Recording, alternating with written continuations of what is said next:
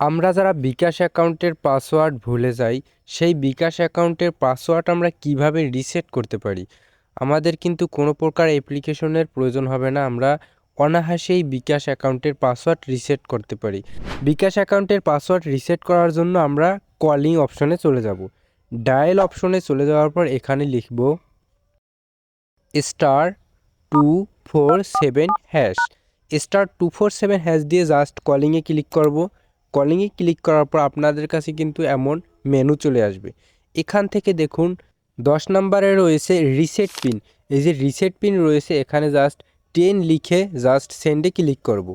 10 লিখে যদি আমরা সেন্ডে ক্লিক করি তাহলে কিন্তু আমাদের পিন রিসেটের অপশনের আরও একটি ধাপে নিয়ে যাবে। এখানে দেখুন enter your bKash registration NID, মানে আপনি যে এনআইডি দিয়ে রেজিস্ট্রেশন করছেন বিকাশ অ্যাকাউন্ট, সেই এনআইডির জাস্ট নাম্বারটি দিয়ে দেবেন। তো আমরা আমাদের এনআইডির নাম্বারটি লিখে নিলাম। আপনিও কিন্তু আপনাদের এনআইডির নাম্বারটি এখানে বসিয়ে দেবেন।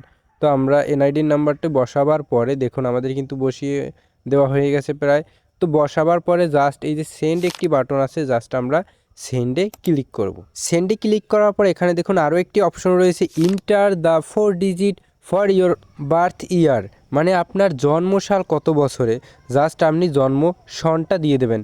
আমার যেহেতু 2003 সালে জন্মসন, তাই আমি জন্মসনটা দিয়ে জাস্ট আমরা সেন্ডে ক্লিক করলাম।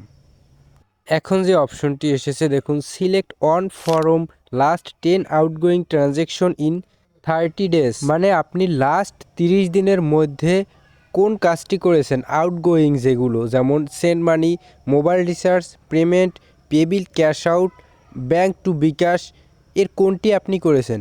আমি যেহেতু আসলে এর কোনোটিই করিনি আউটগোয়িং, আমি লাস্ট 30 দিনের মধ্যে যে কাজটি করেছি শুধু ক্যাশ ইন করেছি। আমি 200 টাকা ক্যাশ ইন করেছি, এখানে কিন্তু আউটগোয়িংয়ের কথা বলছে। তো এখানে আমি নো ট্রানজ্যাকশন সিলেক্ট করব, 7 সিলেক্ট করব, কারণ আমি আউটগোয়িং কোনো ট্রানজ্যাকশন করিনি।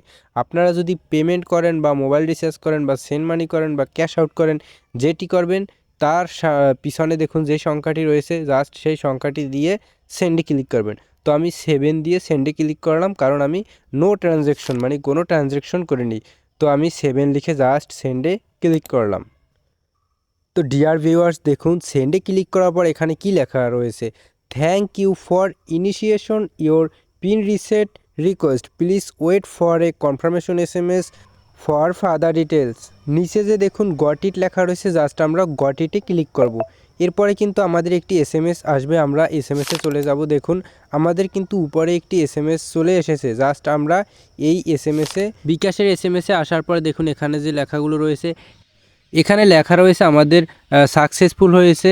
তো এই যে টেম্পোরারি পিন দিয়েছে 96805, এই পিনটি কিন্তু আমাদের প্রয়োজন হবে।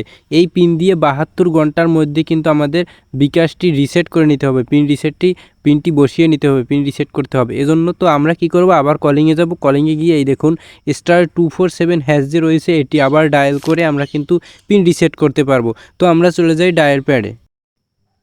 ডায়াল অপশনে আসার পর *247# দিয়ে জাস্ট আমরা কলিংয়ে ক্লিক করব আগের মতো। ক্লিক করার পর এখানে কিন্তু এখন একটি অপশন রয়েছে, যেহেতু আমরা পিন রিসেট করছি তাই কিন্তু আমাদের একটি অপশন রয়েছে। তো অন সিলেক্ট করে সেন্ডে ক্লিক করব, যেহেতু অনে রয়েছে মাই বিকাশ। সেন্ডে ক্লিক করার পরে চেঞ্জ পিন যে অপশনটি রয়েছে, এখানে অন সিলেক্ট করে সেন্ড যে বাটনটি রয়েছে জাস্ট সেন্ডে ক্লিক করব। তো সেন্ডে ক্লিক করার পর এরপরে যে অপশনটি রয়েছে ইন্টার টেম্পোরারি ওল্ড পিন, মানে আপনাদের যে একটি আগে পাসওয়ার্ড দিয়েছে, মানে টেম্পোরারি একটি SMS-এ কোড দিয়েছে, আমি দেখিয়ে দিচ্ছি। দেখুন এই যে কোডটি আমরা এখানে বসিয়ে দেব। আপনারাও বিকাশের ওই টেম্পোরারি কোডটি আপনারাও দিয়ে দেবেন। এখানে আমি টেম্পোরারি কোডটি লিখছি। কোডটি লেখার পরে আমাদের এখানে যে সেন্ড যে অপশনটি রয়েছে, জাস্ট আমরা সেন্ডে ক্লিক করব। এরপরে এখানে দেখুন যে অপশনটি এসেছে, ইন্টারে 5 ডিজিট নিউ পিন, মানে আপনি 5 সংখ্যার একটি নতুন পিন নাম্বার সেট করবেন।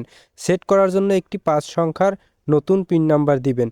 তো এখানে যে বিষয়টি আপনার জানা অবশ্যই প্রয়োজন, আপনি যদি আগের যে পিনকোডটি আছে সেটি মনেও পড়ে যায়, তাহলেও কিন্তু সেটি দিলে হবে না। একদম সম্পূর্ণ নতুন একটি 5 সংখ্যার পিন দিতে হবে। তো আমরা একটি নতুন 5 সংখ্যার পিন দিচ্ছি, 112000 লিখে একটাই পিন আমরা দিচ্ছি।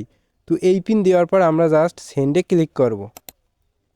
সেন্ডে ক্লিক করার পর দেখুন কনফার্ম পিন, মানে ওই একই পিন আবার কিন্তু আমাকে দিয়ে কনফার্ম করতে হবে, হ্যাঁ আমার এটি মনে আছে, এটি কনফার্ম, আমি এটি দিতে চাই।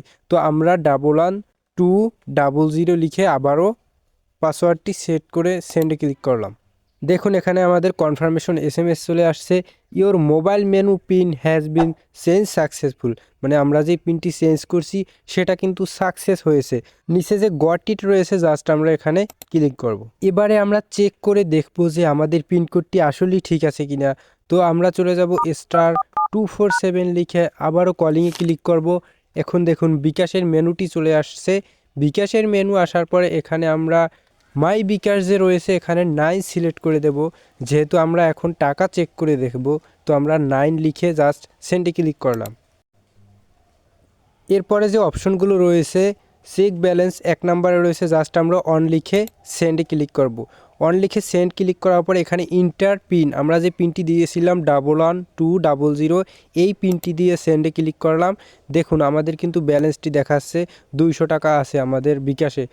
ডিয়ার ভিউয়ার্স, আমাদের কিন্তু পিনটি চেঞ্জ হয়েছে। আসলে এভাবেই বিকাশের পিন খুব সহজেই চেঞ্জ করতে পারেন কোনো প্রকার ঝামেলা ছাড়াই।